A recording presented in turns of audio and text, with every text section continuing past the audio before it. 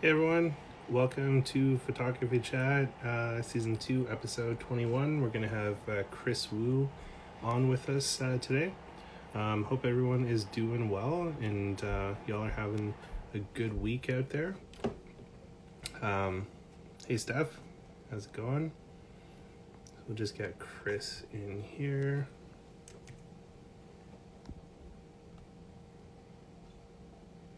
Oh, it's too hot to not have the fan on. Okay. Yeah, I'm just waiting for Chris to get in here, and then we'll get that fired up. Where's she at? Indeed. I don't know what it's like in Ontario right now, but it has been wicked hot in Vancouver. um, she's going to be coming here shortly. She just said that her phone is doing an update, so the joys of technology. So she should be on with us soon here. Oh, it's not hot there yet. Well, I heard it's like pretty hot today over there. I was talking to my boss out there, and he says pretty warm. I think it's like 28 in Vancouver right now, but I'm not a weatherman. I don't know what's what here. So hopefully she pops on soon. Just awkward, holding it down. Holy shit! It's gonna be 40 on Sunday. I don't know if I could handle that. My new place doesn't have air conditioning, and I've been dying, and it's only 25 today. So, yeah. There she is. Thank goodness. I was like dying trying to hold this down all on my own. And we got Jason. All right. Come on, Chris. Don't leave me hanging. Hello. What's up, JP? Well, she's in the thing here.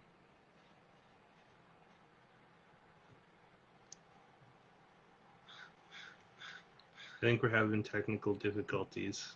Or Chris is just trying to figure out how the internet works.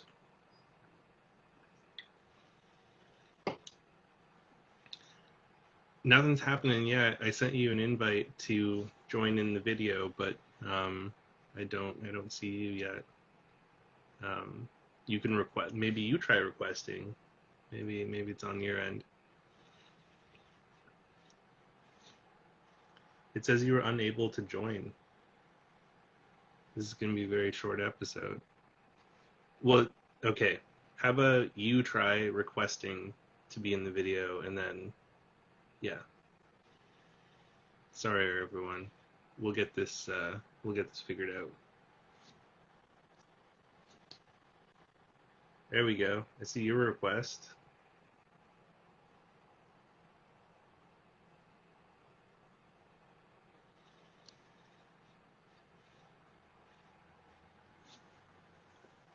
Technology? Did technology work? Oh, holy shit! Computers can do that.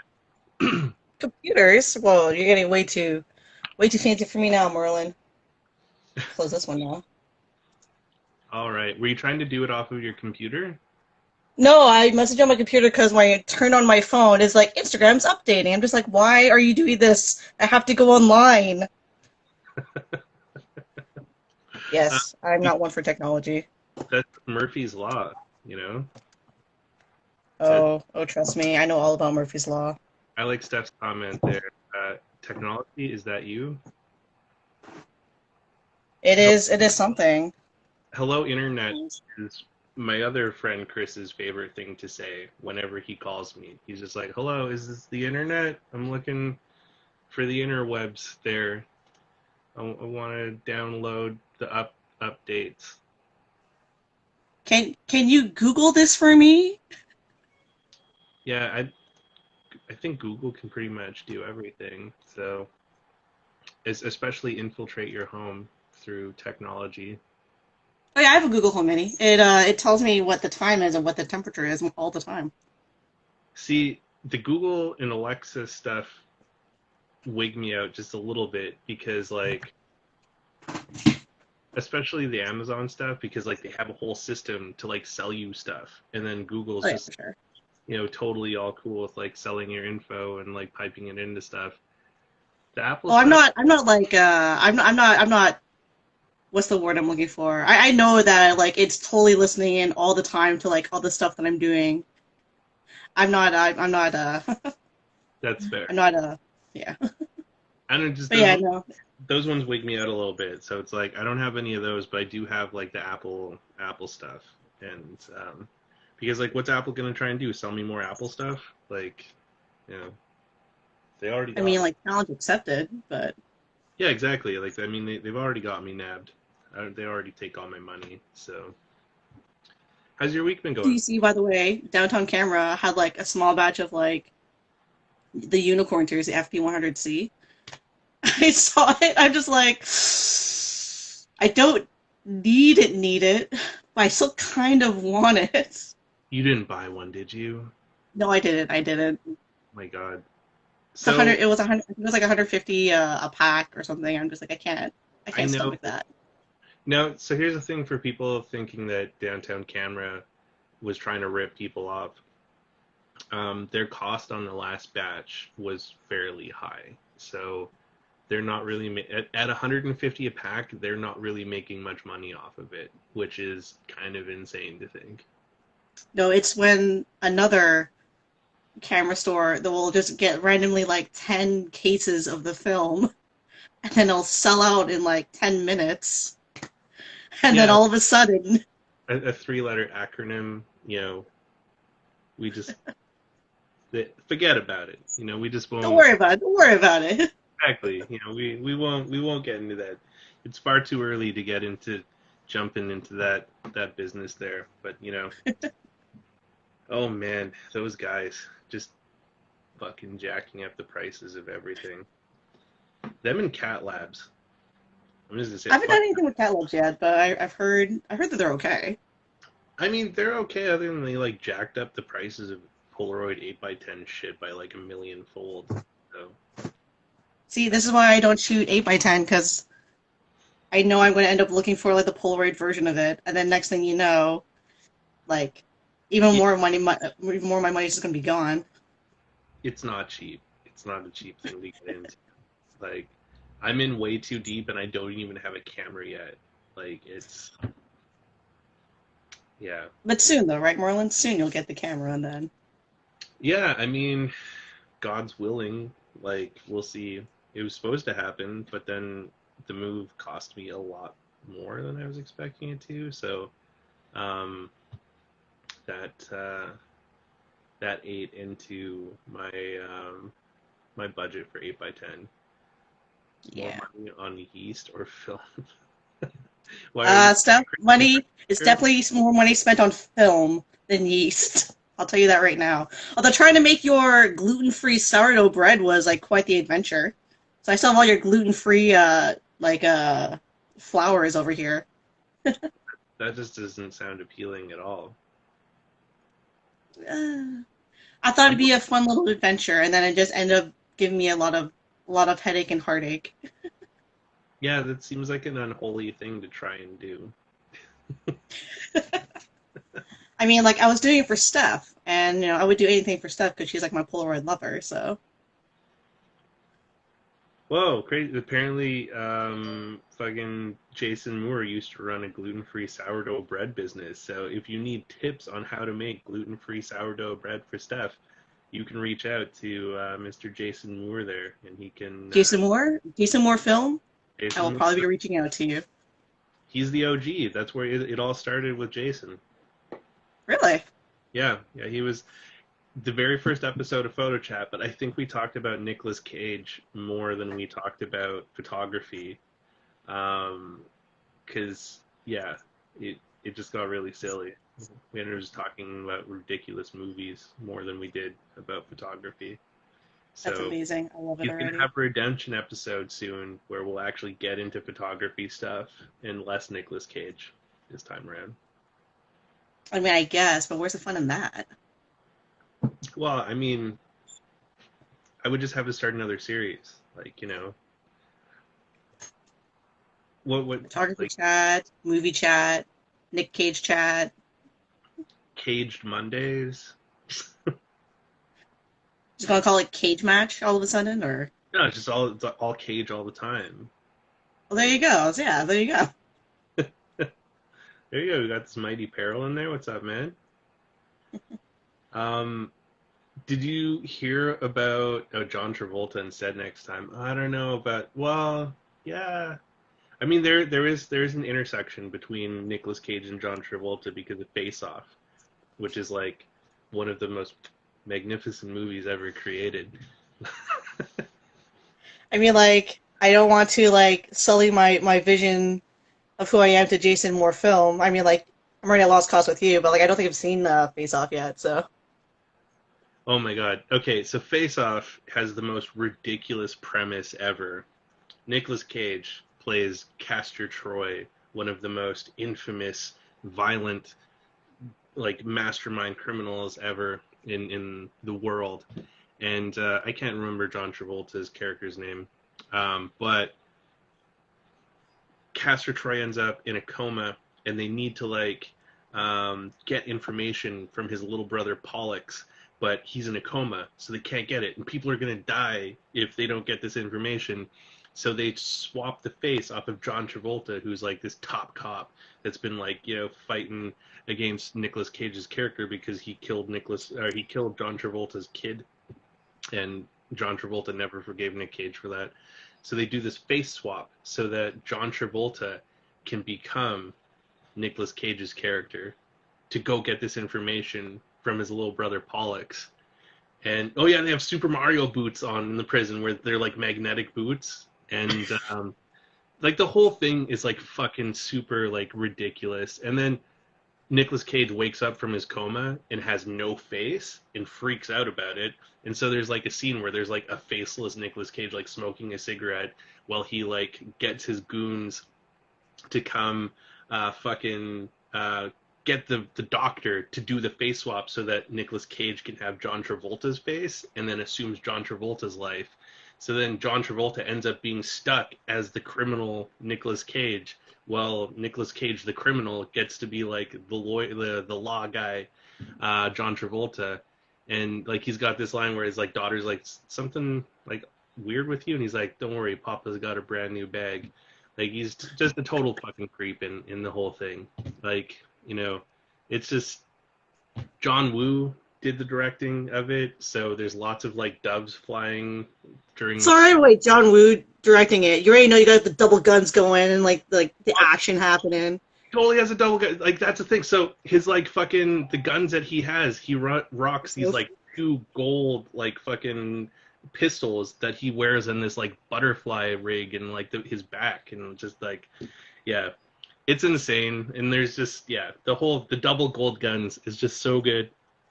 That's like John Woo's signature is like the double guns, and like every movie I see, it's like just like you got to bust them out. I swear that's what it is. Yeah, you gotta have the double guns, the birds flying everywhere, the gratuitous violence, and then there's Usually, a toothpick in the mouth is usually one of them as well, like toothpick or cigarette. You got to have something. It's not yeah, oral fixation. yeah, total oral fixation.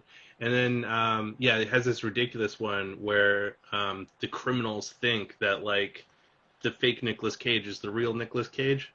And so he's like doing drugs with these guys and they're all tripped out and he's like, "What's your plan?" He's like, "I want to get that guy and I want to take his face off." And they're like, "You're crazy, man." Like This is the plan. This is what we're gonna do. and his brother Yeah, I Paul gotta watch this movie now. still to this day, my little brother does this whenever we hang up the phone, but Nicolas Cage's brother Pollux does this thing where he's like, "Bye bye, bro." And whenever I hang up the phone with my little brother, that's like he's always like, "Bye bye, bro."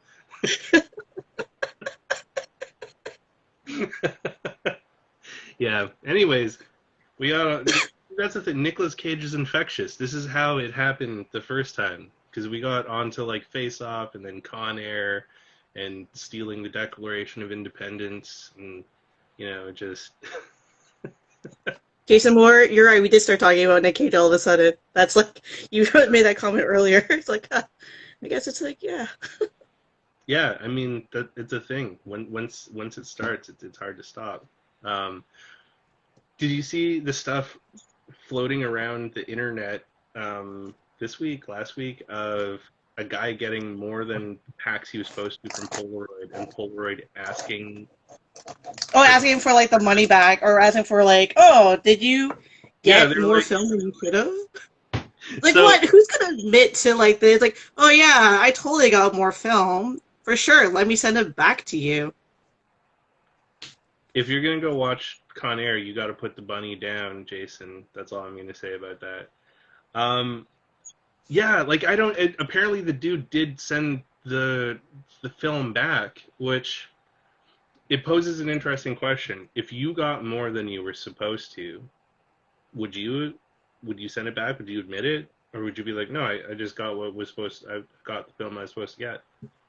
So I don't know. Part of me is like, I probably would because I'm unfortunately honest to a fault sometimes. So like I do this thing every couple of months. It comes out. There's a thing in Toronto called Society of Beer Drinking Ladies, and they've been doing like mystery boxes lately. And Hmm. so like one of these like mystery boxes that they had, I just got like the artisan box because I have like way too much booze like off to the side that I'm not gonna show you because it's embarrassing. And they ended up sending me like the full kit with like all like 9 things of beer. I'm just like, okay, so I could be honest and tell them that like, hey, you sent me beer when you weren't supposed to, or I could just kind of keep it and not say anything. But I ended up like emailing them and being like, hey, so I was supposed to get like the artisan box, but you sent me the full package. I would feel bad if I took beer away from somebody that needed beer, especially during this Yeah. fun times. And they just told me just to keep they just told me just to keep like the beer. It's like, oh, thanks for being honest, but like, yeah, you just keep it this time because I think the process of trying to give it back Well, too like hectic. But so that's what I wondered with the whole thing was how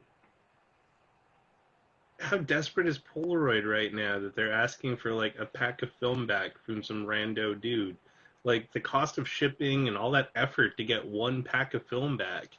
And it's like they can't sell it as fresh because it's been like in transit and all that. So yeah, what the hell happened to it on the way to do the dude and what's gonna happen to it on the way back? It's just like why not take the L on that and just be like, congrats, you got an extra pack of film. that's what I was wondering too. Like, because like I feel like it would have been like a better like almost a better PR move for them to be like, hey, we noticed we accidentally sent you some extra film. Don't worry about it. It's on us. Happy shooting. Like to me, that would have been like a much like less effort like thing to do, but It's very perhaps this is the reason why I'm not like in business. I'm terrible at business. Yeah, I me too. I had a business once and it did not do very well.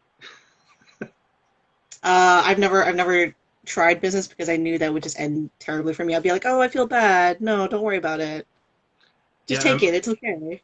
I'm about as effective at business as like three kids in a trench coat would be. Like I'm I don't not know. Did you see that Clone High episode when they had 3 kids at church go playing basketball? Because like, no, but it always makes me think of Lady Caroline when she's dating those kids in the trench coat in BoJack Horseman. yeah, that's true.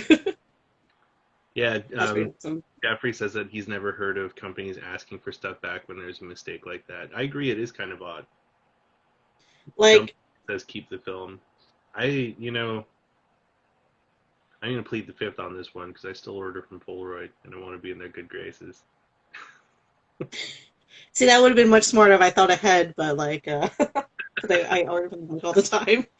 I don't know. Like, it just seems like a strange situation, and it kind of makes me wonder whether or not there's something else that was kind of going on in the background. Yeah, that's So, what I kind of wondered is like, that has to happen in supply chain sometimes where stuff like that gets mixed up. And yeah, there's got to be more to that story. There, or it must have been like a lot of film, maybe. Like I don't know. Like I could understand if they're like, hey, you ordered like 4 packs of film, but we accidentally set you 4 boxes of film.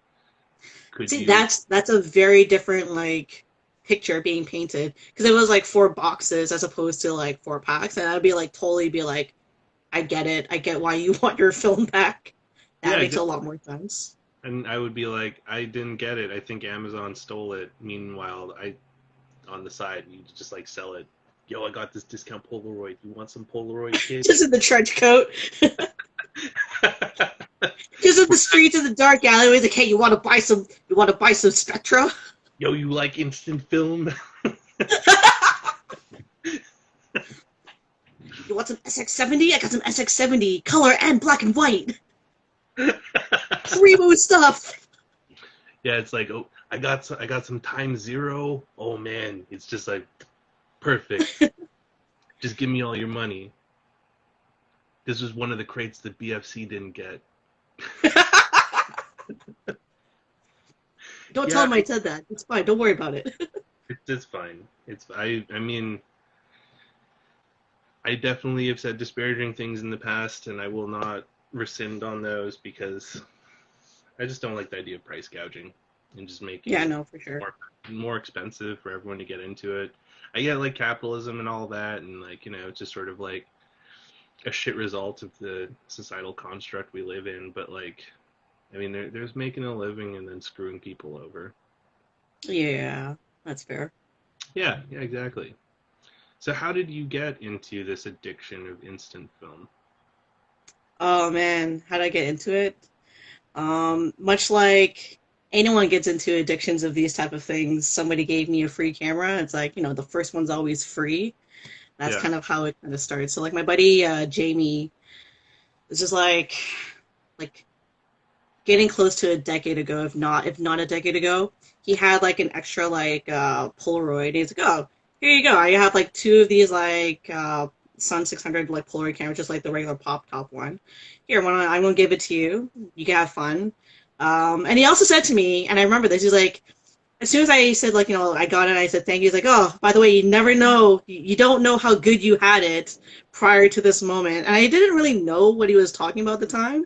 And I think about all the money I've spent on instant film and like all the gear that I bought, and it's like, huh, yeah, he was onto something. He's definitely onto something with me. He said that to me. Yeah, I know. I started like I said about like a decade ago. A friend gave me like a free camera, and I started just kind of playing around with it, and I just like the idea of just like taking this like snapshot and just having it be like this one moment in time that's like can't really change. It just is what it is. And I liked like giving it away. I just like how it kind of turned out because it never. I don't think any Polaroids I've ever taken has ever turned out the way I wanted them to turn out. I guess. But like they're still kind of like magical and still kind of like lovely all at the same time. And it's like okay, well, I still kind of like it, so you know, little yeah. thing. That's So so like two things there. The money thing is a weird one. So like someone asked me once how much money I've spent on photography since I got back into it, and I started crunching it in my head, and then I was like, I don't want to play this game anymore. It's a lot. Like even when I look at my film fridge, I'm just like, that's so much money. That's what did you do? Why did you do that? Um, but then on the like on it not being perfect, it's always interesting. Hey Danielle, it's always interesting when people complain about the quality of Polaroid, like they're expecting some magnificent piece of perfection every time they push the button, when it's kind of like usually a colorful turd at best. that But is the you learn best to way to love, describe it. Yeah. yeah, but you learn to love the turd, and you get used to the routine, and you get This used is to my like colorful tree that I have produced. exactly, you get Let used me to take a photo of it and put it on Instagram now. exactly. If you want perfection, use your fucking camera phone and whatever, stare at it there. Um, but if you want something with character, use a Polaroid. Um, yeah, because like I mean, I've been disappointed more than super happy with most of the shots I've taken, but it hasn't stopped me from burning thousands of dollars on Polaroid. Yeah, I don't want to think about how much money I've spent on Polaroids. Like, even when I think to when I first started using the crack and peel, like the FP100C, because I did that like years after I got the 600 film. I Yeah, got like I went to like film photography project and I got like just like one of their bellows camera that took like the 100C film. And I remember like using it and I'd be like, oh, this is kind of fun, this is kind of exciting. And I remember I went to like a wedding because I was like seconding a wedding with Alex Laux. And I was like, just like taking these pictures, and I'm just like, oh yeah, whatever. Here, take a photo of this moment, and I just like give it to people. And I think to myself, is like at that wedding, I probably gave like in like now money, like probably like $200 worth of that film, and that at the time didn't really think about it because it's like, oh, at this moment, this is like a fun thing that I'm doing. It's like a fun little quick portrait that I can give somebody. I gave like probably 20, at least 20 like pictures to people just because like it was a wedding and I was just like giving them away like candy. So, but yeah, when I think about the amount of money I've spent on the film, not even the camera, it's just like the film. It breaks my heart a little bit, but at the same time, like I wouldn't have changed a thing. well, yeah, it's the like how much is the pleasure you've gotten out of it been worth? I've gotten a lot of pleasure out of taking photos using instant cameras for some reason. Yeah, I think part of it is because it's like you said, it's like a colorful little turd that makes me smile.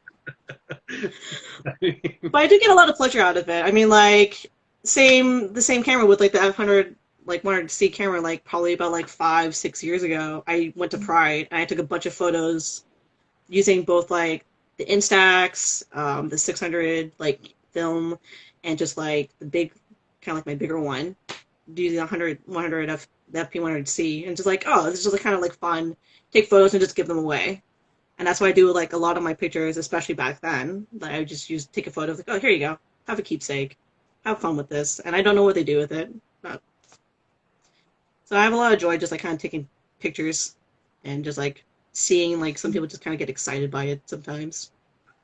yeah, I definitely feel that. Like that's I thought about selling my FP stash because like I could do well with it. That's But your then, retirement money, Merlin. well, I mean, it would be a pretty like short retirement, but it might get me a flight somewhere. Um, but it's just like once it's gone, I can't shoot it. I'm not gonna pay $150 a pack to shoot it. I'm not saying don't pay that. Like if people are out there and they see that deal that Downtown Camera has, or like when Brooklyn Film Camera needs to extort people of more money. If you've never experienced it, by all means, if you have the disposable funds to do it, go for it. Because I feel for people who have an interest in photography, um, it's something that you should experience at least once. For Like, sure. you know, but then it's a slippery slope because once you experience it, it's like fucking black tar heroin. You're like, give me more of it. I want all of it, and then it just kind of consumes It's like you. Jamie said to me, the first time's always free, and then like you just crave it. You do, and so I've just decided to just keep it and use it. Um, Sure. I give away a lot of portraits. That's usually what I use that P100 for. Yeah. Is usually strangers too. I've given it to a lot of strangers. Like, yeah, because it makes me happy. And people get all stoked about it too when you do the peel apart. They're like, "Oh my god!" Like mind blown. And it's like this is probably older than you are. I do like the crack and peel. I mean, like that sound, just kind of like with like one of my 35 millimeter cameras, like when you click the shutter, and you just hear that like machine gun like sound, Yeah, or like the sound of like crack and peel. It's like oh, so lovely. it really is lovely. All right, I'm trying to get you a shot here. The I don't know flashy. how that's going to turn out because I got a lovely like top light going on right now. So We'll see how it turns out. I don't have film loaded in my F5, so I can't do my usual take a film shot of the thing. So, and since you are such a lover of Polaroid, I figured I I may feel like as this well. is pretty fitting. Yeah. Yeah, and it's the round frame too. Did you get on the round frame kick? So I missed the first like string of it that happened, but then like I ordered from Polaroid recently, so I got one thing of round frames and one thing of like the duochrome like yellow. Nice. So I'm gonna like Ooh. play with those at some point, but like once again, just like the FP100C, I'm kind of precious right now because it's like, well, I only bought like one box at the time because I don't know why.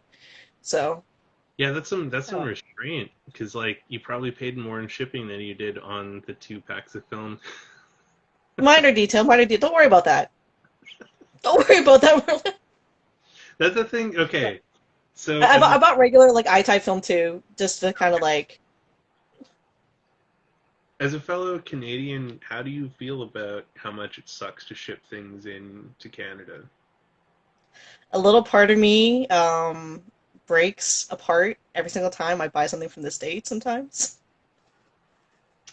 I know, right? Like, I just ordered Jason Lee's new book, and the shipping was almost as much as the fucking book was, and it That's just rough. it bummed me out. You mentioned iType though. Um, what's your favorite iType camera? Well, I only have the one I-type camera. I only have like the one step two or whatever. That's the Okay. only I-type camera I have. How do you like the one Although step? although I might be upgrading it at the end of the year to like what is it, the Polaroid Now is like the newer of the ones.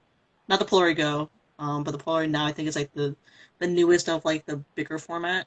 So the now is pretty much the same as the two, except you don't have to worry about the focus toggle.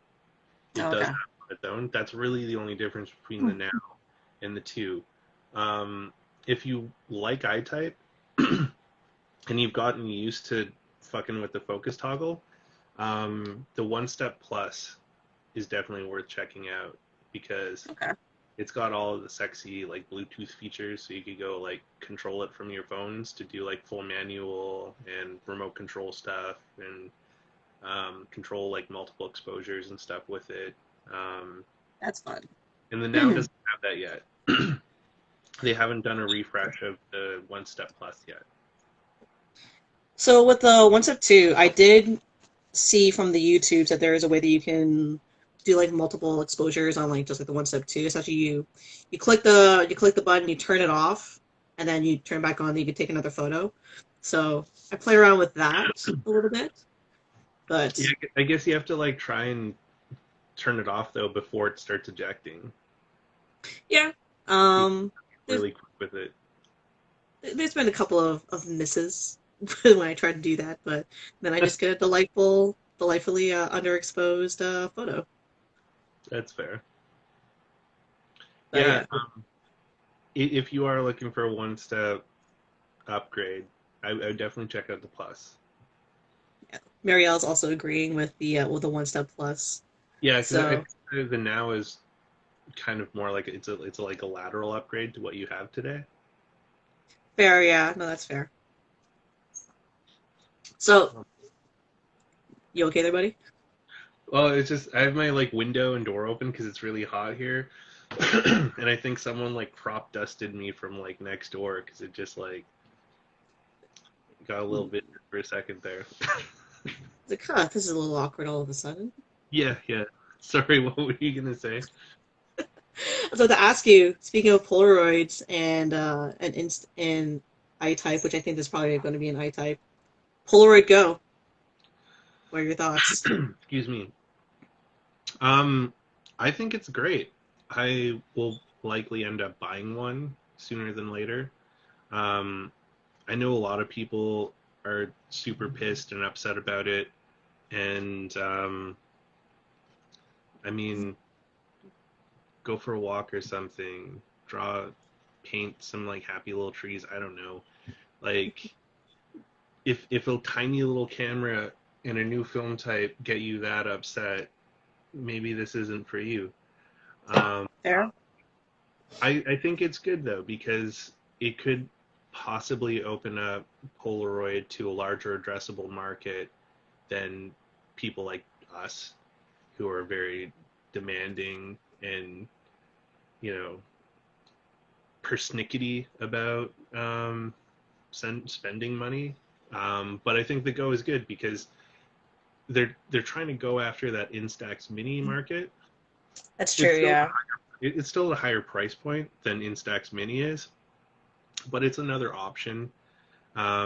Then there's all like the conspiracy theories out there that they killed Spectra to make Go because like it looks very similar to how Spectra was formed. So everyone's like, "Boo, Go! It killed Spectra." It's just like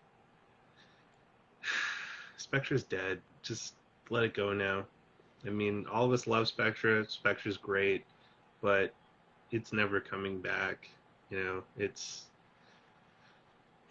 yeah, It's like it's a bullet to the heart, man, right there. yeah, like it's well, I'd say it's gone to pasture like pack film, but like there are options where you can still buy stuff to shoot pack film cameras. So even pack film outlived Spectra. So like Which it's is interesting, actually, when you think about it, because pack film, like, went away, what, like, 2018 was the last production run of FP100. Yeah. oh, so it's not that long ago, actually. I thought it was a lot longer ago. It's so they Well, announced it, like, a long time ago, probably. they killed Black and White, I think in 2015 was when they killed Black and White, Okay. and then they killed the FP100C in 2018. That was like the last Okay, production. that's probably why, yeah. So it felt like it was, like, a while ago, but Yeah, I mean they probably killed it a lot earlier than the last production run because like usually they'll just make a bunch of volume and then shut things down. So, but that's why I hate Fuji. JP says that he got the Pola Go but hasn't shot it yet. It's very small and cute, and I think it would be a fun camera for like just giving away photos to people. So if that's like something that you like doing, just having something like that where it's not as expensive per frame like an I-Type or a 600 camera or SX70. Um, yeah, and I think like from a Polaroid perspective, it's really good too because if it opens them up to a larger market, then they're going to get more money in, which hopefully means they're not going to ask people to send film back by accident. And also have money for like research and development and stuff like that. So that possibly in the future, maybe they will release like a pro I-type camera or something like that that has like autofocus and a glass lens and like all these like interesting features and stuff. So I think the Go is great. Um, yeah. What do you think about it? so at first I was like one of those people that was like kind of like against it, but then like the more I thought about it, like you said, like it makes a lot of sense. They're trying to get into that Instax market, so it makes sense they want to have like something that's like smaller and is like a little bit cheaper to not necessarily cheaper, but just like a little bit cheaper for us to like kind of like to buy and to like to give out. And so before I was like more kind of like, oh, I don't really know how I feel about this, but like now I'm pretty much like, well, I do like Polaroid, and I do like the idea of having small and compact like the Instax Mini. So I'm kind of for it, but I'm just still hesitant to like to buy it right now. So I'm probably gonna end up getting it maybe instead of like the one step plus or the one step uh plus, maybe I might end up getting like Uh-oh. You froze. yeah, There you're I'm back. back. I'm back. So yeah, that's kind of like where I'm at with it. I'm probably going to end up getting it, but I just don't know when I'm going to just give them my all of my money right now. Just take my money, it's fine. The girl who shoots film says, totally. I hope they sell a lot of their modern products so they can continue funding the O2 products and hopefully improve the formula. I mean, they are That's true. always improving the formula. So, like, where the color formula is today is like leaps and bounds from where it was a couple years ago. Um, 100%.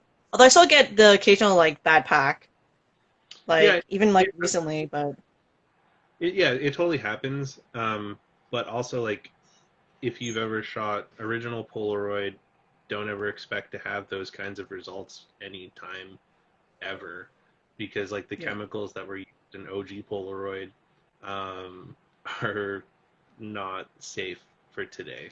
Like a lot of them are like banned in like China and India even, which have fairly relaxed environmental standards. So the likelihood of the Netherlands letting them use chemicals like that with like the extremely strict and rigorous environmental regulations that the Netherlands has, um, very doubtful that we see that. Like they would have to build a factory in some sort of hellscape that doesn't give a shit about anything to get the OG formula back. for sure. I mean, I like you said, the color is a lot better now than it was like even like a year ago, I find. Like it Yeah. is a lot better now. Um and like Jana said, it is like more quicker as well. I do find that as well. That is like it's a little bit quicker. It's a little bit more consistent. Um so I do kind of like that. But for some reason, there's still like when you think of like the Instax and like the Mini, I still find that those colors have always been like kind of like on point. So I'm not really sure what where the discrepancy is, but I still like the Polaroid. Even with the colors when they're not 100% perfect, I still like the results of like what it is that I'm shooting. So Well, it's so like it's a real apples to oranges comparison between like Polaroid and Instax, because Instax, they never stopped producing it ever since they started it. So they've had the that's ability true. to stay with a consistent formula since day one. They've got their supply chain on lock for having those chemical compounds that make up Instax so that they can continue to have it be consistent. It also behaves differently from regular Polaroid too, which is if you're gonna mess with it on like loading Instax film into other like camera types, you have to load it a little bit differently. So it's like Polaroid exposes from the front, but Yeah. Instax actually exposes from the rear. So the negative's on the back, and it pulls the image through to the front. Oh, I didn't know that. Yeah, yeah, that's a big difference between because like when the Polaroid frame is inside of the pack, it's sitting face up, so you're exposing the front of the pack. But on an Instax, they're actually reversed, and so they come out Oh, backwards. Yeah. it's So kind of if cool you try, actually. yeah, so if you try and load like if you have a TLR, a lot of TLRs you can actually fit an Instax mini frame into the TLR, or you can take like 4x5 and you can fit Instax wide into a 4x5 holder and shoot it on that. Flip it around to the back, otherwise you're gonna waste a shot and be very very sad about it. But yeah, like Instax, like Fuji's had years to like get their chemical formula locked down for Instax, whereas like Impossible, they had to start from scratch because Yeah, didn't they like reverse engineer everything?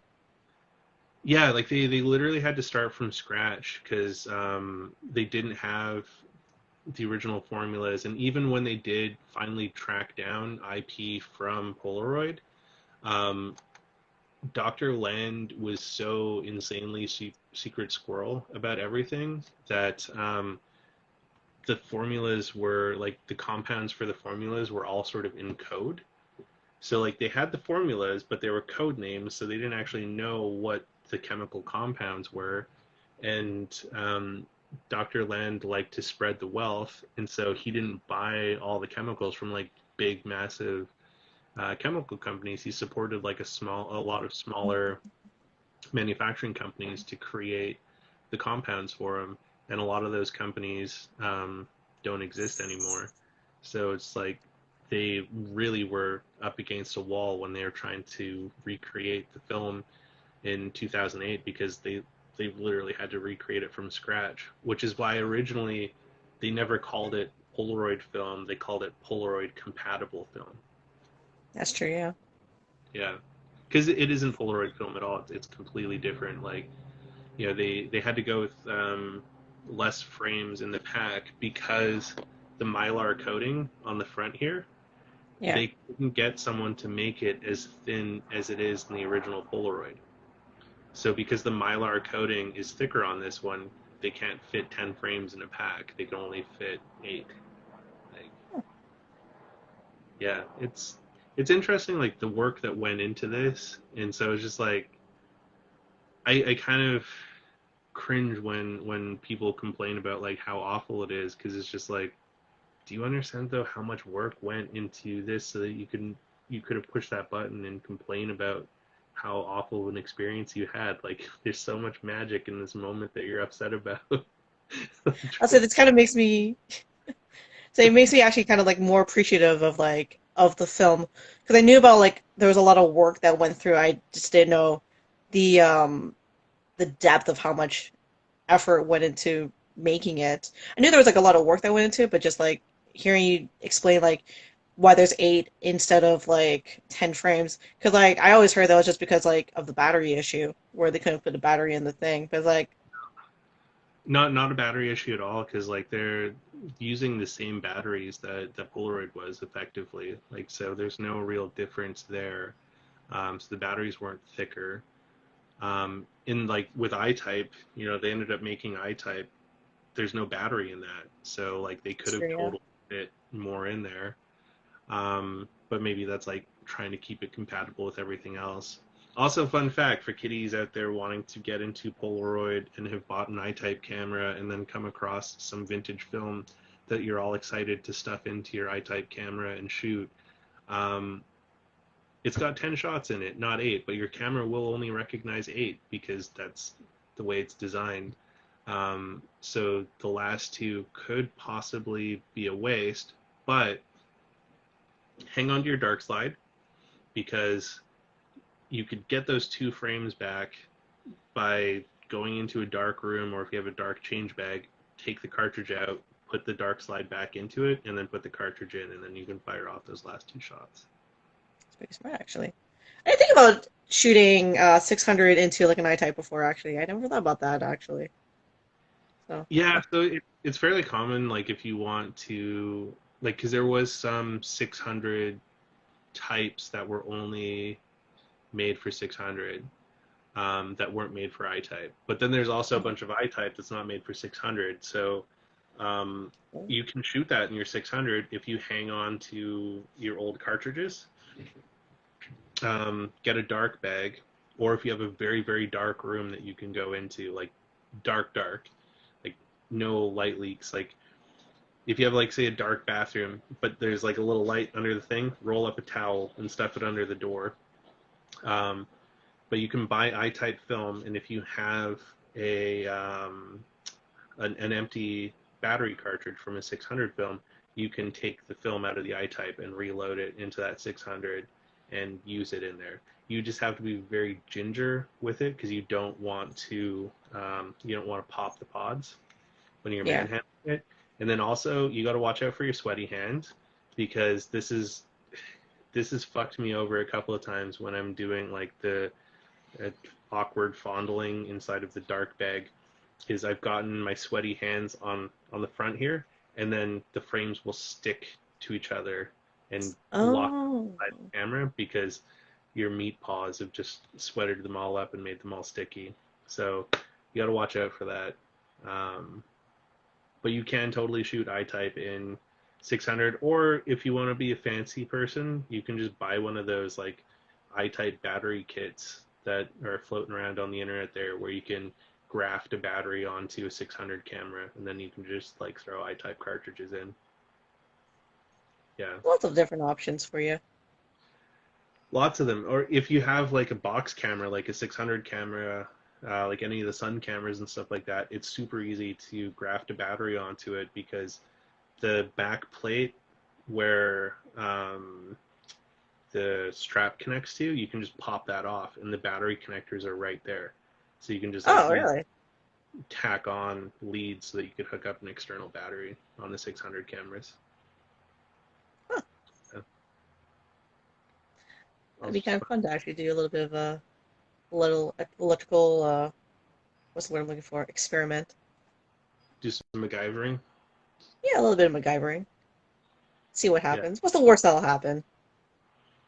Famous Uh, last word. I mean, you could break a camera, and that's probably about it. I don't know if that's the I word. mean, I have a lot of cameras up there right now, so A lot of broken cameras, or I only have one broken camera. And funny enough, my one broken camera is my Instax Mini right now because I dropped it. I dropped it on the front, so that's my oh only shit, broken camera right now. which Index Mini do you have? Just like it's like the Mini like 6S or something, 7S or something like that. So it's like it's a pretty old one, but It's time to upgrade probably then. yeah, I'll upgrade it eventually. The question now turns into, do I upgrade a new Instax or do I upgrade to like the Polygo? That's a fun little camera you got there. What you got there? This is a Zorky. Oh, look at that. Oh man, let me Fun get. little. Yeah, it's the only thing I have film loaded into right now. So I'm just trying to get a shot of you here. Yeah, that should do it. Okay. It's a fun little one. It's like a Russian Leica ripoff. So it's a Is that why it's Leica. a red button on top as opposed to a red button on the front? Well, this is just off of Amazon. It's just like a Oh, soft okay. thingy. Yeah, it's a Leica 3 ripoff from like the 50s, I think. Um, it works like a hot damn though. Like I've put a bunch of rolls in it since I got it. They ripped off the lens too. So it's like a rip off of like a Elmar 15 millimeter. Oh yeah, for Uh, sure, yeah. yeah, and some people have said that like some of the Russian rip-offs, depending on the manufacturing time, are almost better quality than some of the Leica ones, which I'm sure Leica bros don't like hearing. Um, They probably don't love it when you say that. yeah, it's like my Russian knockoff is better than your expensive German camera. But it's been pretty fun. I traded my F3 for this and Texas Leica right before I left Toronto. Okay, yeah. Yeah, I think you showed me your Texas Leica when that what you showed me when because we went for a walk right before you left. yeah, I took a picture of you with it, Yeah, which I I need to remember send things because sometimes. I finally did get that film back. So, but I have not sent it to you yet. I So, still owe you a photo too. yeah, you So you took those pack film shots that you yeah, never scanned and sent me. Much sad. we'll talk after this. So we'll get each other's addresses and then we'll have a mail day. You just gotta. You could just email me a scan. It's cool. Okay, I'll email you a scan. There you go. Do you have any like photography projects that you've been working on at all, or That I've been working on? yeah, No. I or have a couple of projects like kind of like on the go right now, like that I'm like been like ruminating about. So one of them I told you about is like the portrait project where I want to take like portraits of like people that are like influential or just people that like have meaning to me, and that's kind of what I want to do. I want to take about ideally I want to take between like 20 to 50 shots, but that's a lot of Polaroid. But I think I'd want to try to get as much as I can, anyways. And like you said, like once you shoot it and once you use it, then you use it, right? So, and I feel like this is like a good reason to use that film. So I want to be able to do that. So I got the Polaroid project, the portrait project, which I would do at some point. Now that things seem to be lightening up, knock on wood. Um, so that's like one of the projects I kind of have on the go. The other one that I was thinking about doing, I had this project that I was thinking about doing like about 3 years ago. I want to call it kind of like the subway project, or the TTC project. And what I want to do, I want to take a Polaroid of like the inside of every station and like the outside of every station. And that's kind of like one of the projects I wanted to do for like a while, but it's just going to take time and like a lot of coordination to make sure I can actually do it. So, and that one, it'll get done at one point. I just don't know when. So, those are kind of the two you projects. might be able to get it done just in time to like photograph the Eglinton LRT line. Now, let's not get my hopes up too much with that. It's So only been under construction for like 3 years. no, it's been under construction for longer than that. Shh, it's fine. It's fine. Don't worry about it. I was in Toronto for like over 4 years, and they started construction before I moved there. Shh, don't worry about it. It's fine. It's fine. Don't worry So about it. for people on the chat that are not from Toronto or the Greater Toronto area, the Eglinton LRT project has been like a shame of the public transportation system in Toronto because it's like how many years overdue and over budget and It should how have many. only taken, I think from what I remember, they said it was only going to take like 2 to 3 years. So like Yeah, do, and it's like, yeah, it's like you're like it's like 6 or 7 right now, I think. yeah. And it's like it tore up like a main street that bisected most of Toronto for like the last 6 years. Like Eglinton has just been like a shit show for like years. But I saw a TikTok the other day where they're actually running trains on it, and it was just like, holy shit, it lives. That's what they want. That's just what they want you to think, Merlin. I That's how know. they Well, get it's kind you. of like it's a TikTok, so I bet you it only moved like 100 feet, and they're like, we could get some viral stuff. Like this just bought us 3 more years of construction. It doesn't have to go out full 100 feet. Just let it show that it's moving. It's fine. Don't worry about it. Yeah, exactly. It's only 30 seconds. It's a TikTok. It's just enough to bait the kids. But yeah, I mean, it could very well be online just in time for you to add to your project. So for these projects, are you thinking of doing them as like books or like what is your idea with them? So my idea for the TTC one, I want to do it in volumes, and each volume be like a subway line. That's kind of what I was like kind of like planning originally. So I'd have like volume one be like the young line, volume two would be like the bluer line. And I would ideally like to do that as books just for my own like completeness. The Polaroid portraits, I would probably do that as like a zine or a book, but like I want to be able to like see them first before I really make a decision. I might just make it like a digital log of things. But that's kind of where I'm at with those two kind of like projects. Those are the two that are kind of like ruminating or like brewing in the back of my brain right now. But what about you? Would you got? I know before you left Toronto, you were doing a photo project with the I don't think it was necessarily Polaroids, but of I think it was like bodegas around Queen Street, weren't you? Yeah, so before I get on to mine one there, do you remember when they used to call the transit system the rocket? Yeah, I was going to call my book Ride the Rocket. Yes. And it'd be Ride the Rocket Volume 1, Ride the Rocket Volume 2. I had an entire, like, you don't understand, Merlin. Like, this was like, I was like deep into this. I was like, yeah, I could totally do it. I had like layout of everything of how I was going to do it. And it's like, yeah, I had a whole plan. Well, you still have time. You can still do it. I mean, so the first time I ever went to Toronto, I rode the rocket. Yeah, you Um, did. I was drunk on the way back, and I was just like staring at. Because I was staying in Markham, so I had to take the line that stopped in Kennedy, Yeah, yeah. uh, and That's the then blur line, yeah, all the way. yeah, and then I had to take like a bus from Kennedy to like get to my hotel. It was like some shit corporate hotel, and it was like I was not super stoked about having to stay in Markham for a month. Um, I just remember being drunk on the TTC and looking up at this like map, and it just said "Ride the Rocket," and I thought that was just like the most hilarious. So I stole the sign, and no one stopped me, which I thought was interesting. But I was just like, I guess who's gonna like fuck with the really drunk dude at like 1 in the morning on the train that's like need sign cackling to him. You know what I need right now? This side.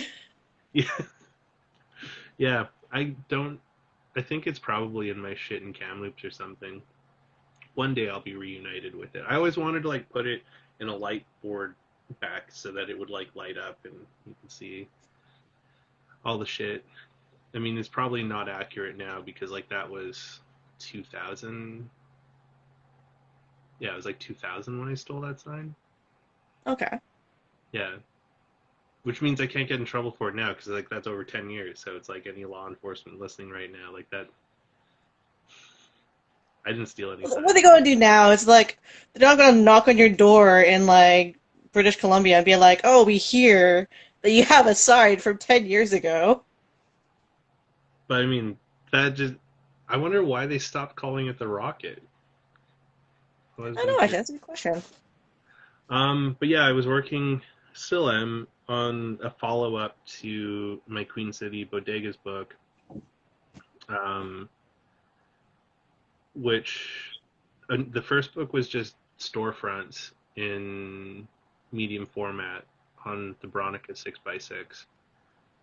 I want to do a follow up though, and I'm working on it. I started shooting it a bit before I left Toronto, and I had like this grand ambition of like doing shooting across Canada and finding convenience stores across Canada, but just didn't end up getting a chance to do that.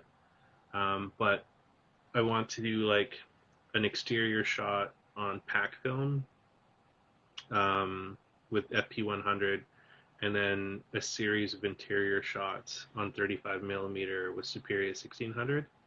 Hmm. Um, so I shot like 4 places before I left. Like Becca went with me on an adventure, and we found some places on the East End. Um, and then I was like bummed out because I'm like I didn't get a chance to shoot much while I drove across Canada. So like this is just like a dead project. But I've noticed like there's a lot more convenience stores sort of poking around here in Vancouver. So Okay. I spend some time and track those guys down and kind of have like the few in Toronto and then capture whatever I can find here in Vancouver.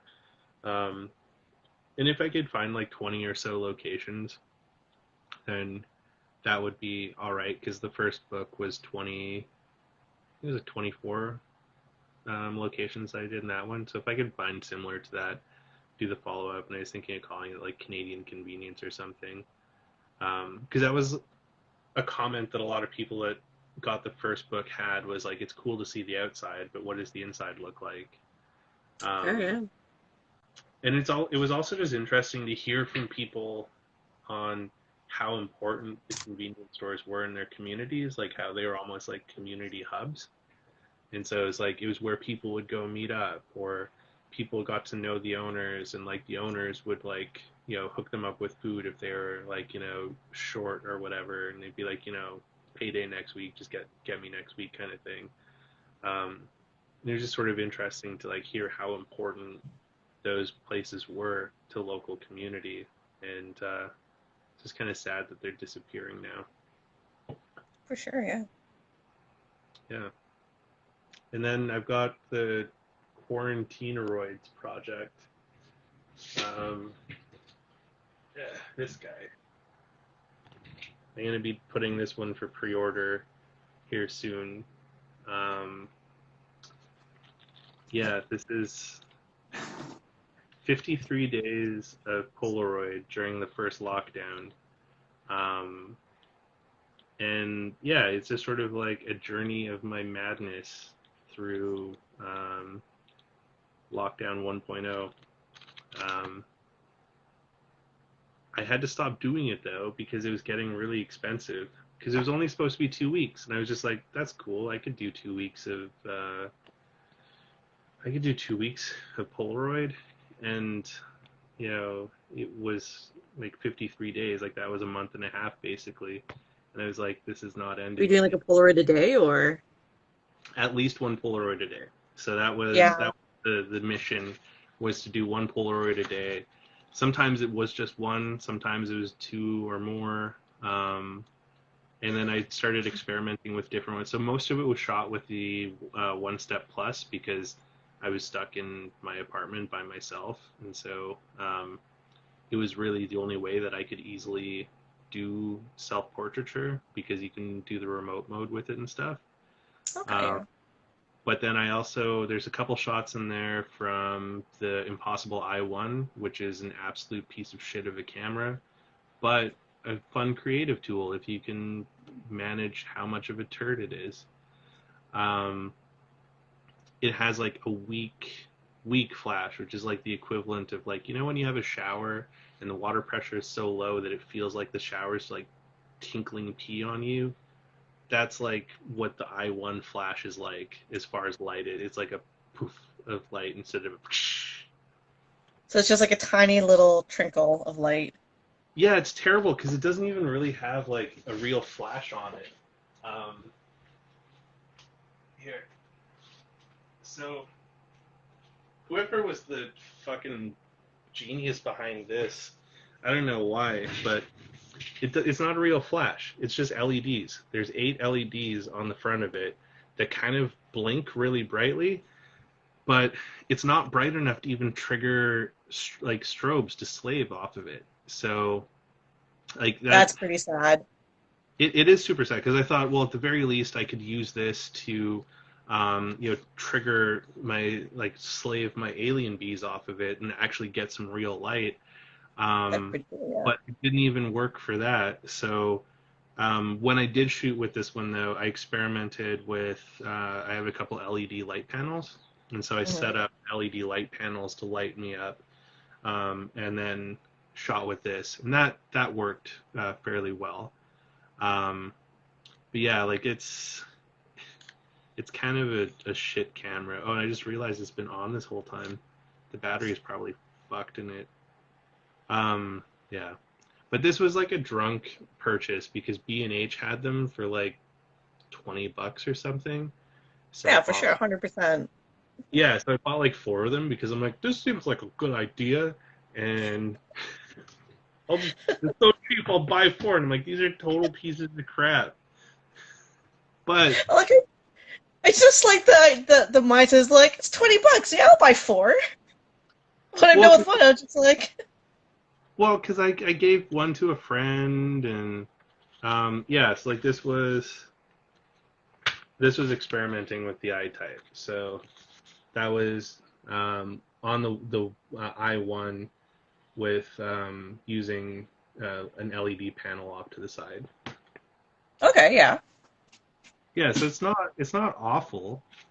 It's just annoying because you have to waste film. So this was like when I was trying to slave my strobe, and so this lighting is just the modeling light off of my alien bee. And then Okay, in yeah. my eyes, you can see the fucking shit attempt of a flash that the I1 tried to do. That's the fucking flash right there in my glasses reflection. That's how weak it is. So Fucking embarrassing. were all your photos self-portraits? Not all of them. Some of them were just like this was a day that I really phoned it in because I was just like, oh, I need to like take a shot, but I fucking don't feel creative at all. So here's my ceiling fan. I'm not gonna lie to you, Marlon. I've done 365 projects and 52 projects with the Polaroid. I've 100% done shots like that. At least yours is kind of creatively, like, artistically, like, shot. Mine's just like, here's a picture of my cat, I guess?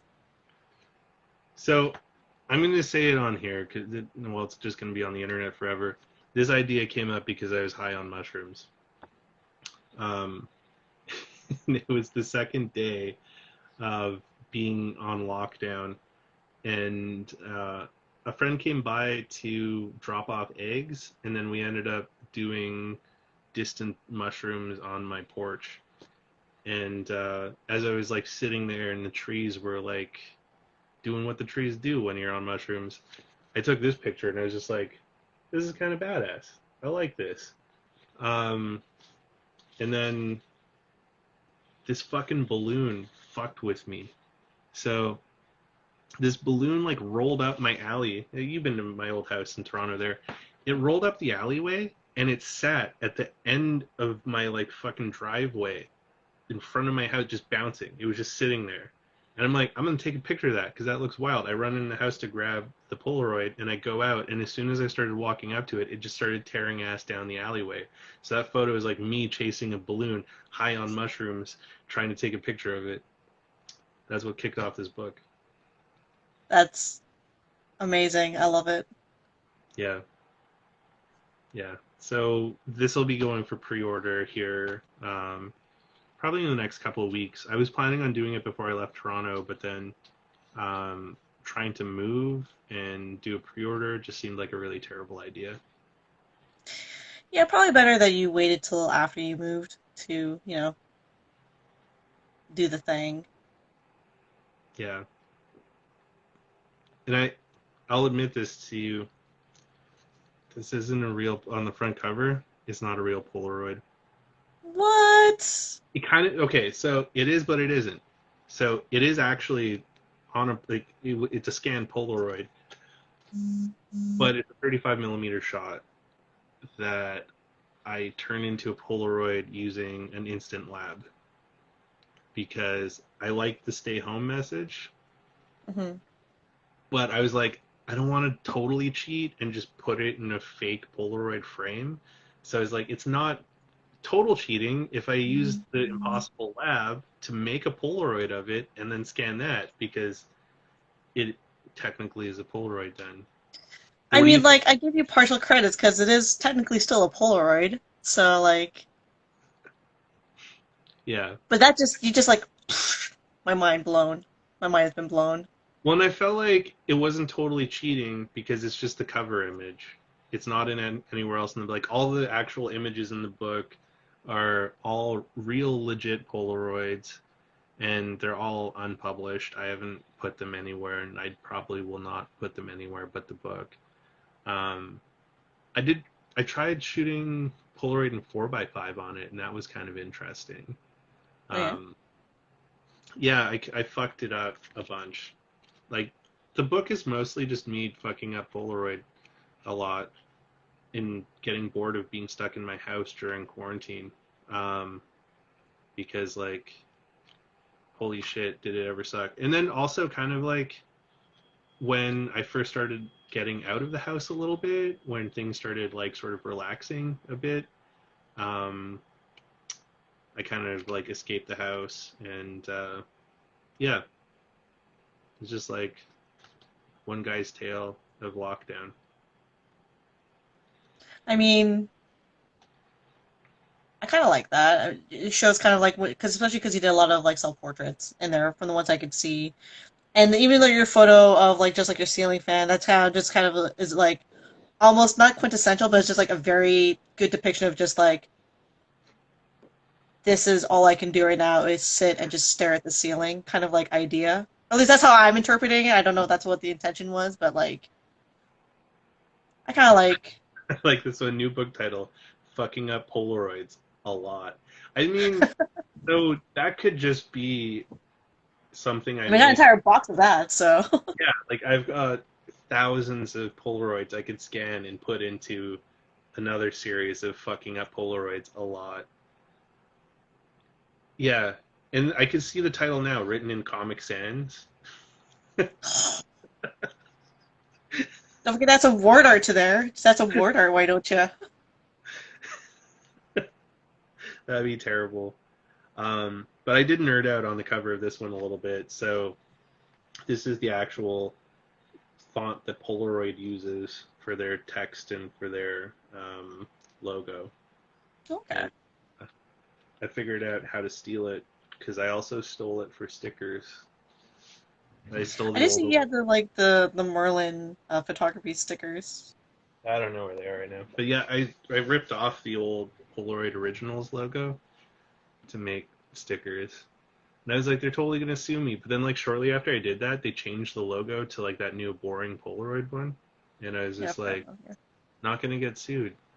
Heck yeah. Maybe I will now that I brought it up. If someone No, no, you're listens. fine. You're fine. They got a new Yeah, logo. They're fine. like I think you should totally do the TTC one because like I would buy the shit out of Ride the Rocket Volume One through however many volumes you make. I don't know how many they have right now, but I know it's still one of those things that's like I might still end up doing. But and you think that like because like nobody's been like riding, not a lot of people have been like on like public transit lately, not nearly as much as when I was first concocting the idea of this book. I'd be doing it now, but I don't know. My work's been really busy, so I just like finally finished like a busy season like a couple of days ago. Like it ended on Monday. so it's a little bit quieter now. So maybe I'll do like a random day trip into the city or something, and just stop at every subway station and just like take a photo. Yeah, Just spend like a day doing it. It was part of like my plan of how I was gonna do it. Just take like a day and just like literally ride the TTC and stop at every stop. that would be an interesting day. It'd be a long day. Yeah. Yeah, because like how many stops are like it's over 20 stops on the lines, right? There's way more than 20 stops. I think. Oh, how many is it? I don't know. I looked at it at one point, but I don't remember it. But I think like even the Young line, the U, that one's like definitely more than 75. 20 stops. So there's 75 stations divided into four lines, apparently. All right, well there you go then. Yeah, from the Canadian Encyclopedia. Encyclopedia. Yeah, To be fair, one of those lines is like the Scarborough line or whatever. That's just like a little offshoot. That's only like I think that one's only like 10 stops. 5 or 10 stops is one of them. So hey man, all lines matter. fair enough. Fair enough. Oh yeah, that's the Shepherd Young one, right? It's like Shepherd, Bayview, Besseleron, Besseron. I don't fucking what is this? Oh, this map's from 2017, so it might be different now. So does your 2017 map include the extension of I think it's the Young line? So it goes up to like Pioneer Village. Yeah, yeah, it's got Pioneer Village in Vaughan Metropolitan, Highway 47. You know which one kills me though? Is on the what is the green one? The passenger Blue train. line? The Blue line No, one? no, the Go train. Oh, the GO train, yeah. The Government of Ontario train? Yes, that train. So out in like the fucking in Markham or whatever. Maybe it's like out towards like yeah, like in like North York, but there's a stop there that kills me because it's just called Old Comer.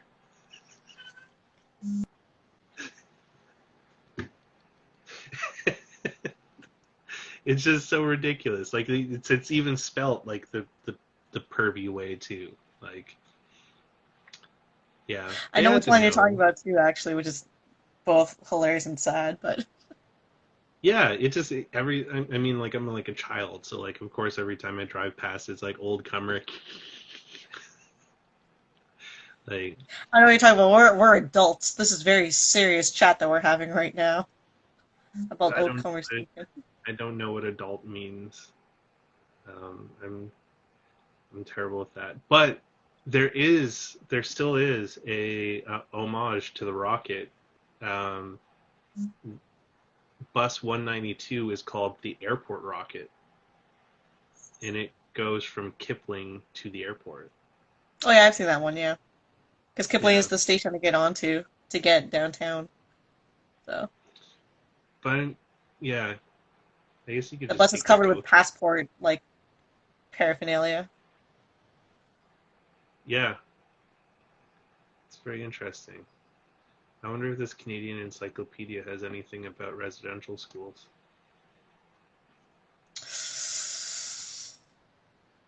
I'd be curious about that.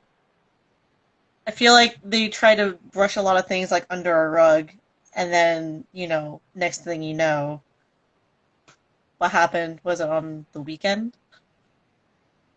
Kind of explodes and just brings about. Yeah, yeah, that's been. So, what has the climate been like in out east in light of that news? Like, have you noticed anything in your neck of the woods since that discovery in Kamloops has been made? Well, I've only really been like confined into like my little 400 square foot apartment, but from what I've gathered from like the peoples on the internet, it's not been great. Hmm. Just because like it's kind of big. Like for the people for the people at home that don't necessarily know what happened, essentially, they found was it like a an unmarked grave that had like 215 It was a uh grave of 215 children ranging from 3 years old up into teens. Yeah, just like right by like an old residential school, or it's like right underneath it or something like that. Which is Yeah, it was on. Sorry, go ahead. that's just dark. I was gonna say that's just like a dark thing when you think about it. When I first saw it online, I thought like I was like mistaken, and I was like, oh no, this is a residential school that had like a grave, like a mass grave that just had this many kids, which is just like it's baffling that this happened. It's baffling, but I'm also like not surprised, just kind of given like Canada's history with residential schools in general. But it's just like the magnitude of it was just like it it kind of shocked me, and I know that for most of the people that I know in this area, we were also all kind of like similar to me. Just like, well, I'm not super surprised, but it's not a good thing essentially. How's it been for you? Because you're right No, by like UC and yeah, everything. so it kind of hit close to home for me because like I lived in Kamloops for quite a while. Most of my family is still in Kamloops. So it's like Kamloops has been a place that I've called home several times in my life and feel connected to. And that was where the residential school where they found this mass grave was located, is in the Kamloops region. Um, and it's been upsetting for a lot of people here, like unsurprising because like the genocide is still happening today. So Yeah, even though residential schools closed in the 90s, um, they didn't close because they're like, oh, this is a terrible idea and we need to stop doing it. They closed them because it's like, this is getting expensive and we need to find a more efficient way to continue the genocide of indigenous people. And so instead of bringing the kids into residential schools, they just started using foster care programs more and putting the kids into yeah. foster programs and letting the awful things happen there. Um, you know, it's it's upsetting and disappointing, and I don't like, and I know like there's been a lot of people saying a similar thing on the internet where they're like, oh, this is like a dark moment in Canadian history, and it's like, no, it's not just a dark moment in Canadian history. It's the foundation of what Canada was built on. It's like this is Like, like the start of like that moment, I guess maybe, but like this is like not new. It's not stopped. I mean, like even was it like the pipelines where they're like saying essentially, where did I hear this? Might have been you might have been talking about it last week when you were talking to Eric, but like with the pipelines, it's just like, well, like if somebody tries to stop you, then just like take care of it on site, essentially. well, and that's a thing that it's like it's interesting. Canada has this like um, sort of look that we're this like yeah happy great utopia. Like my American friends all the time are like, oh my god, like why is this like Canada's not supposed to be like that? It's like we're pretty fucked here. Like you know, it's this country was built on the blood of indigenous and people of color. Like the shit that happened to Asian people while the railway was being built was fucking brutal.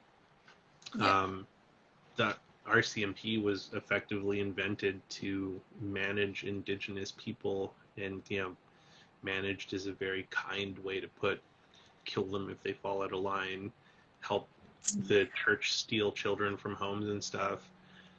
And this is it's it's a really fucked up thing because like they up until like I guess now where everything is so much easier to get information out and share information with people, they've done a pretty good job of mitigating the role that the Canadian government and the church has had in all of this. And they kind of played up, well, there are some bad actors in there. It's like, no, this whole system was built bad. And, there is no good intentions at all in this system. So how can it be good? Like, lowering flags half-mast and, you know, fucking half-hearted apologies aren't enough. Like the government needs to like step up and take full admission and be more accountable and actually start making reparations. Oh, sorry, just a second. Um, start making reparations to indigenous people because, like, it's just it's gone on too long, and like people that did like committed these murders and these crimes are still alive today. Yeah. Um, like that's a thing that's wild, and the way that the Indian Act was built is that there's no way to actually criminally charge any of these people for the murders and the abuse that Mhm. they did to people. They're protected by um, by that, which is absolutely crazy. Like we're still charging Nazis today for the war crimes that they committed against the Jewish populations and colored populations in Germany, but there's literally murderers walking around us today that completely scot free, and like that's a wild thing to think about. That's pretty wild, yeah. That's just, yeah. Yeah, like A little it's bit of a just bitter taste in your mouth. yeah, it it's a bit of a dark thing. So um, with Northern Film Collective, mm, we're working on some preliminary stuff to maybe do a fundraiser with the photographer in Kamloops to do like um, a print run for donation. So um, I've just been working out details on that, on um, how we're going to get prints and things like that, and hopefully have some sort of announcement on NFC in the coming weeks to try and raise some money for um, the band out there because um, yeah, it's just as settlers here, like we need to try and do more um, and acknowledge that just even our presence here is kind of part of the problem, and Yeah. we just need to educate ourselves and help where we can. So um, yeah, any photographers out there that live in communities with reservations, especially indigenous photographers, feel free to reach out to me because if this initial project for Kamloops goes well, we'd like to expand it out and do like a print run for each community with like a photographer from that community, and then donate that money to that local community um, once the print run is wrapped up. Sure. I'll try to keep my eyes open for when you make Yeah, that announcement on NFC. So, definitely. The Smoky Smoke says the Australian film Rabbit Proof Fence is worth watching. It's interesting to see how many governments made the same terrible decisions and refused to be accountable for their actions. Well, I mean, there. So Australia is an interesting one because they're also um, part of the Commonwealth, and so all of this stems from Britain for the most part. Like this came from how the royal family did their colonizing, and like even the states, because like the U.S., even though they broke off and did their own thing, they started as a British colony. So that doesn't surprise me that Australia would have similar things. And like it was a really fucked up thing to learn recently that like um, the Queen, Queen Elizabeth, she visited Kamloops at one point and took 10 children. Like she hand selected 10 children to go on a picnic with her, and those kids never came back. what? And yep, she no one knows what happened to the kids. They just know that the queen handpicked 10 children from the residential school to go on a picnic with her, and they never came back. That's that's messed up. That's really messed Yeah, up. the power of white people, I guess. Like, so I it's awful and traumatizing for a lot of the survivors because I mean there's still so many people alive today that are products of the residential school program and um, are still haunted by it for sure. Like I mean we're not even a generation out of having residential schools being part um, of our world here in Canada. Um, so there needs to be a lot of work done to address it, and accountability has to be made. Like you know, from our perspective, like all we can really do is like do our best to educate ourselves to understand it better, to learn how to be allies, and you know, find ways to support if we can. But the biggest one is just getting a better understanding of what actually happens with indigenous communities in our country because a lot of people have very poor opinions of it, and that's an unfortunate stereotype that has been perpetuated by the culture that we live in. That isn't necessarily true at all, but is also valid in some ways. And like, I mean, the trauma that a lot of these families have gone through also expected in a kind of way because like if you were robbed from your family or you had your children robbed from you, that's not really going to set you up to be having like you're not going to continue to have a normal life after that. You're going to No, have for some sure. trauma from that. And this is something that a lot of people don't think of. They're just like, oh, they get free handouts from the government and things like that. And it's just like, no, that's not it at all. Um, so we got a lot of work to do to just be better to each other. Yeah. Yeah, sorry that got kind of heavy there. Well, it's also been like kind of like recent too that like it happened like I don't think it was even a full week ago that this was like discovered. Like the thing in Kamloops was discovered, right? So like it's still pretty Well, fresh. So the thing that's like even more disturbing about it is like this is just the start. Like there was hundreds of residential schools in Canada. So if this happened in Kamloops, it happened everywhere else. So which is the unfortunate thing, yeah. it is. But we seem to get into the heavy talks there. You guys really got me on the CCR recording there between you and James. Stuff got kind of heavy on that one. I don't know what you're talking about. It's the happy things. That's all I do is talk about happy things. No, yeah, we get sometimes a little serious. I don't know if you do this. I don't listen to episodes that I've been on. I kind of do that on purpose, but So I was scared to listen to mine um, because I got a little ranty about Canadian film photographers and Pete and all of that.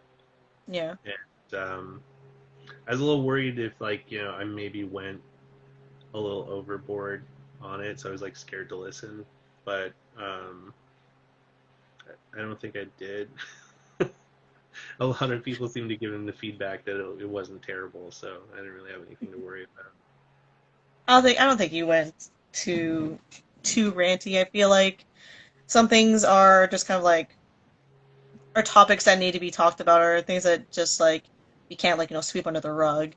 And like with respect to Canadian film photographers, just like kind of like the way that they handle things and just the kind of like treatment sometimes is like a little bit um I'm gonna use the phrase a little bit out there.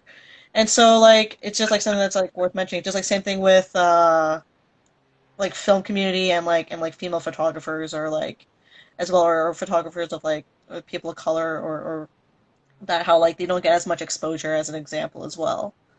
And just like dealing with that as well. I mean, get a little dark sometimes, a little serious, I guess. But Yeah, like I don't know. It's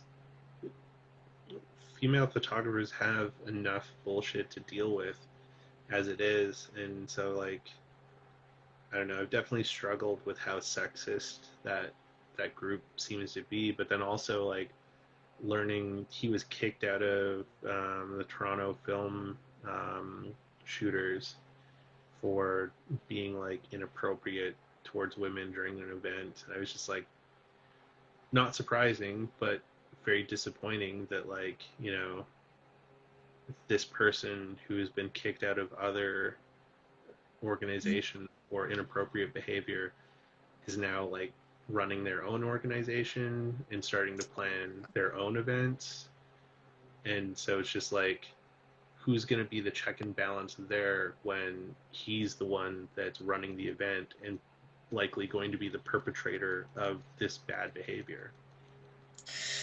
yeah, I try not to think about that too much. I know, but it's just like, I don't know. I'm glad COVID's kind of happened because it's like prevented him from being able to plan any like live events, but like his whole thing forward willing, he's trying to plan some events, and I'm just like, ugh, I really hope that like he doesn't end up being a creep and like gets all predatory on um, people in the community, because it's just like y'all already have enough to be fucking dealing with than having to like worry about like fucking creepy old men being gross to you while you're trying to have fun doing something that you love. Yeah, why can't people just like not be creepy and just like let's just take our cameras and just take photos of fun stuff and then just enjoy that moment. Why does there have to be this underlying like weirdness? Like I don't understand. I don't So know. I don't know. It's an odd thing. Maybe it like ties into um, it ties into like mental health stuff. Some people just need to get more help. That was an interesting thing on the CCR episode with you guys. Like James really surprised the shit out of me, and um, Beck had mentioned that like he had really done his homework on her stuff, and I was surprised at how much homework he had done on me. Like James the is a fact good one. it was yeah, the fact that he went and read my blog, I was just like, oh fuck, I totally forgot that that's even out there, and there's some pretty dark raw shit on that one. Um, so that kind of took me by surprise a little bit when he started up his questioning. Not in a bad way, but it was just unexpected. Yeah, no, James did his homework. You'll be happy to know that I didn't do my homework during that episode. I literally walked in from like from working and I was like, okay, let's sign on to Zoom and do this Yeah, but you call. did great though. You asked plenty of great questions, and Bill did great, and it was fun chatting with you guys. I thought for sure that y'all would have like edited that down because we talked for like 2 hours. I was surprised to see that it just went out there just as it was. I thought it was a really good chat. I mean, like, because I was also on the one with Brandy, and I was on the one with Danielle as well. When Bill did like his interview with them, and those one also essentially went out like full episode too. So Brandy is great. I miss her a lot. I can't wait until the world opens up again so I can finally go see her. I'm kind of like fingers crossed, hoping that the border opens up this like late summer or fall, um, so that I could go to Polacon this year. Because they've announced it. It's like the last weekend of September. Polacon's okay, gonna be happening. So I miss all my Texas homies. It's been for sure. like 2 years since I've been down in Texas. So Has it been 2 years? Because you went on a trip last year, didn't you? Right well, before. so that was to San Francisco. Oh, So I okay. didn't get to see all of the instant camera homies, just the ones that live out in the West Coast.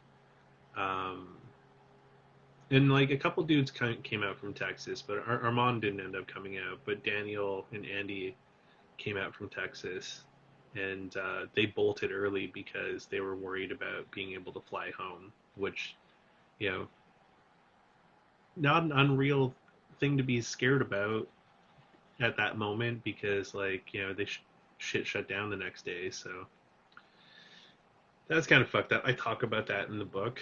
There's like there's a long story time in the back of the book where I kind of like explain what happened and the joys of COVID. For sure. Yeah, I remember my cousin was telling me a story where like she was trying to take her kids to for like March break. I don't remember where they're going. They're going somewhere, and then they're kept like looking at the news for like, okay, like can we still like kind of go to like wherever it is that they went to? I think they went to like I want to say they went to like somewhere in Europe, but it might not have been Europe. I just don't remember where it is that they went, and it ended up being like less than 24 hours later they found out that the airport was like shutting down essentially, saying like we're not taking any flights and so forth. So they had to like scramble to like change all their plane tickets to like come back to Canada. So yeah, not an unreal worry that if you're flying somewhere. So definitely not. yeah, it made for a weird year last year. So It was an interesting year. when things open up again, now what is the first thing that you can't do today that you want to go do when it's safe again? I hadn't even thought that far ahead. I've been like, well, like I work in like kind of like accounting, so like I've just been my head's been down like in like work mode up until like this past Monday. But That's I fair. think when things open up again, I'd really like to see some people that I haven't seen in a really long time. So I think like kind of like visiting. Like I have a couple friends in like in Cambridge. I'd like to see. I'd like to see them because it's been like a very long time. And, you know, obviously open mouth kissing everybody I see, all the strangers. You know, that's definitely on the list. Of course, you got to do Very that. obviously. Yeah, I mean, once everyone's all vaccinated and things are open again, there's just going to be so many orgies. Just like on every street corner. Yeah, exactly. It'll just be like it's going to I be was gonna mental. have this other really weird vision of what Canada's all about. Yeah, I mean, then we'll have some other like fucking epidemics to deal with there. Because apparently, what is it? Manitoba and Saskatchewan have been in a battle lately for who has the most chlamydia in their province, and Saskatchewan was like leading the chlamydia charge for years, but recently has been dethroned by Manitoba. So probably don't do orgies in the prairies. So don't. Okay, yeah, I'll try not to. I'll try to remember that when I Yeah, go on my Canada Wide tour of. yeah, just I'm not kind even of gonna finish that. I'm not gonna finish that now. of open mouth kissing strangers. Yeah. Just get a big van. It's like Chrissy's Canada wide tour, open mouth kissing strangers. You can just have like kissing booth on the Yeah, I mean, obviously, that's how it's gonna happen. Got to be from yeah, a van too, like a white unmarked van, exactly. You could just like have free kisses on the side of it. and have one of the S's like backwards.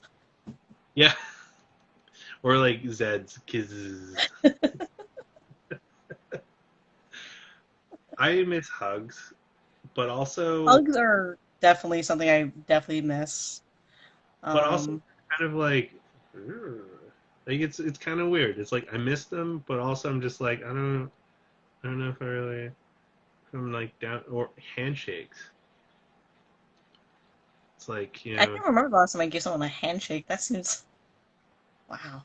seems dangerous now, right? You're just like, Yeah. I don't keep your fucking filth paws away from me. What Yeah. about you? What do you want to do first thing when the world opens up again? Well, I want to go see my dogs. I miss them. So visit my dogs and hang out with my nieces and nephews, and then go to the States. I got a bunch of friends in Seattle I want to go see, a bunch of friends in the Dallas Fort Worth area, a bunch of people in Boston and Los Angeles and Chicago and the Bay Area. So it's just, yeah, a lot of people that I have not been able to see for a long time that I'd like to catch up with. The Smoky Smoke says handshakes are bullshit, hugs are where it's at. I have to agree with the Smoky Smoke. Hugs are amazing. I love hugs. I miss hugs. Yeah, but he's a gropey pervert, so I mean that's where he's coming from with it. Love you, Oh, David. all of a sudden I don't know how I feel now. He's not. I'm kidding. But he's right. Hugs are where it's at. Yeah. You know, you never really lived until you've like hugged another man and caressed like the just that little spot there, just to like let them know how important they are to you.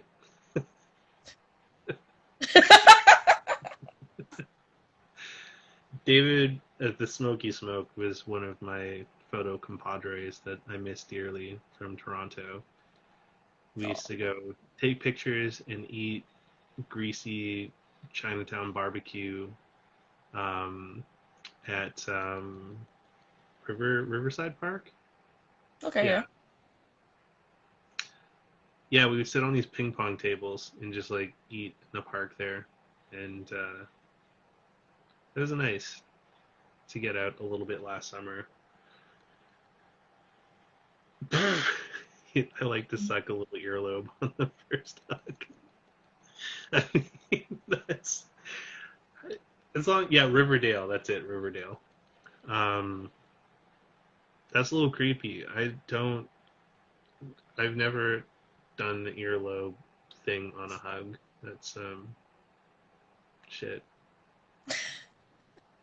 I'm glad you never did that to me, David. That's yeah, These are the don't do's. Okay, I should make a list of this. yeah. Writing down notes for like when things open up again. It's like Do that's not. yeah, But visit people in Seattle, that'd be good for you because you're like right there in like Vancouver. It's like literally just like a straight shot. So yeah. It's like 2.5 hours to Seattle, and flights are a lot cheaper from there. So what I'll probably end up doing is like driving down to Seattle, visiting friends there, and then flying out of Seattle to go places. Um, Luckily, my work is easy to do remote, so like I can just go like work from Seattle for a bit and then travel around. So yeah, nice. with any luck, I could do some travel without having to take too much time off, which is very lucky to have a job that is that accommodating. Mm-hmm, sure. Yeah, I would really like to go see my niece and nephew though. I miss those guys. Aw. Yeah, trying to get them into photography, so I bought them all digital cameras. Um, and like I gave my niece a Canon Digital Rebel for her birthday a couple years ago, which she's done like a lot of cool stuff with. Um, but they've gotten into skateboarding recently, so I wanted to get them something that could record video. So I bought a bunch of like cheap old Canon Power Shots, Okay. and they were just hilarious with them. Like they just like went nuts. They figured out how to do like the first thing both of them did was selfies, and they're like 6 and 7. I was going to ask how old they were because I was kind of curious, but Yeah, and it's just like they're doing selfies, they're taking videos of themselves and stuff. And like my one nephew, he's so adorable. He wants to be a YouTube star, like for doing stunts and stuff. And so he's like up on the monkey bars doing all this crazy stuff. And he's like, Mom, you gotta video me for my fans. I gotta make a video for my fans." It was just the cutest thing because he's like, "Hey guys, what's up? I'm gonna show you how to do a backflip off the monkey bars. All right, let's do it. He's Oh like, my Mom, god, did you get that? that's adorable. It was super adorable, but it's just Just like, wait till I start watching like American Ninja Warrior, then all of a sudden, oh, they're both like little freaking ninja kids. It's a bit insane. So I miss them. I really want to go spend time with them when it's safe. So it's like it's nice being closer to them, but like I still can't go visit them because of like COVID restrictions and stuff. And like, yeah. So are sorry, they excuse me. in Kamloops area or are they in? They're in Kamloops, yeah. Okay, so hopefully things open up soon. I mean, like hopefully. Yeah, we'll see. Vaccination rates are going up, and you know, David can get back to sucking earlobes in no time. It's priorities, Merlin. It's all about priorities. It is. You got to have the priorities. Yeah, but I appreciate you coming on the chat with me, and Thanks for inviting me. This is of fun. course, it was a lot of fun. Um, I'm gonna make some dinner now, though. It's Yeah. pretty late for you over there now, too, eh? What time is it? It's almost 10 your time. Oh wow. Yeah, it's kind of late. Time flies. Yeah, Well, apparently. I really appreciate you spending some time with me and everyone hanging out with us on the chat here. Um, if you don't follow um, Chris on the Instagrams yet, you really should. She goes by Wootography, which I know is your last name, but it makes me think of Wu Tang every time I see her thing, where it's just I mean, yeah, that happens a lot. like Wootography is for the children. If you've ever, you should make T-shirts that like say that. That'll be my next t-shirt. I'll send it over to you. How about that? Photography for the kids. Yeah, Wootography is for the children, just like Wu Tang. But yeah, and then next week I've got codename Leon, aka KL Martin. He's going to be on the chat. Looking forward to chatting with him and hearing about his adventures with film and with Super 8. So it should be fun. Nice. Yeah. Well, Fun. thank you again. Thanks very much. Thanks very much for having me on. This has been a pleasure. It has, yeah, the pleasure is all on this side here. But stay safe out there, and we'll talk to all you guys soon. All right. Have a good night. Good night. Bye.